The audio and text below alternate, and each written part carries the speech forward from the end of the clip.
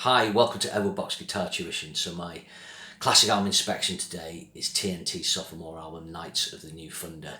I'm not sure when this was released, what month, but it's 40 years old this year, so I'm just putting it out now.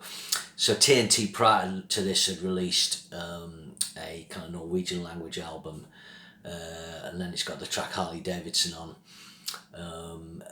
which had a different singer. A quick story, I went to Norway actually in early 93 for a little kind of few dates over in Stavanger, and I told the guys we were staying with I liked TNT, and they just went Harley Davidson. That's all they did. So obviously thought I was being pretty cheesy over there. So this is Tony Harnell's debut on vocals. He's actually credited as Tony Hansen, obviously to sound more Norwegian, I guess.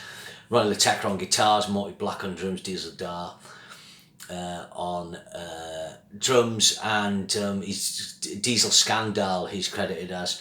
Bjorn Nejo, I think it's called Nesjo, on production, who did a great job of their Tell No Tales and Intuition albums. So what is this like? It's kind of more metal. It's got more power metal elements because of the Norwegian background, and a lot of the lyrics kind of touch base with that, and it's got good vocals, it's got good hooks, and some great solos. Not the fully formed thing that arrives on Tell No Tales or Intuition, but really good that happens when a band can grow. You know, back then bands didn't arrive, you know, with the stellar debut album. That's not always a good thing. They tended to build up to it. So opens with 7 C's, 4 minutes 15. This is a great track, great opener. 7 C's, obviously, again, Vikings.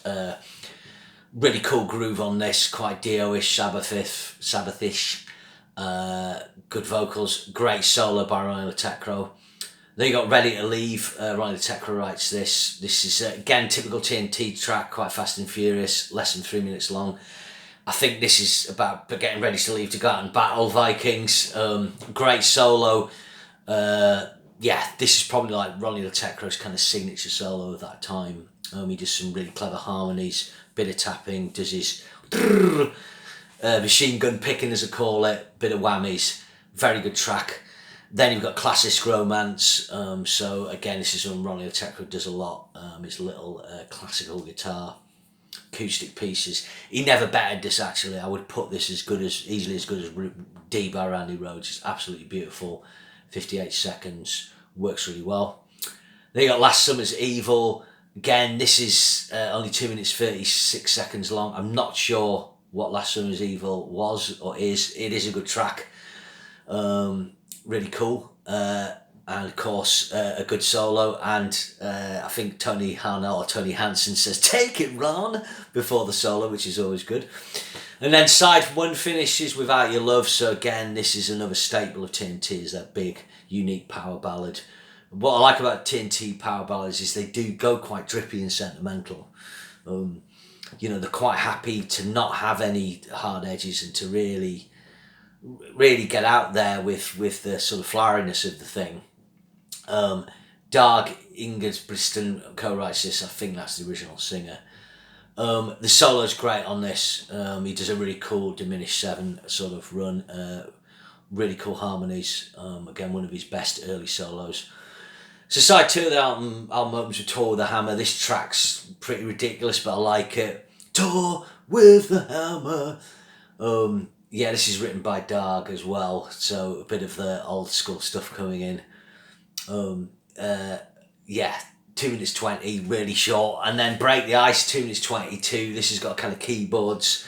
Again, this is the first track where, you know, they've got keyboard stabs, and that's something that bring in on later albums, offstage keyboards, so to speak. Dag gets a co-write on this.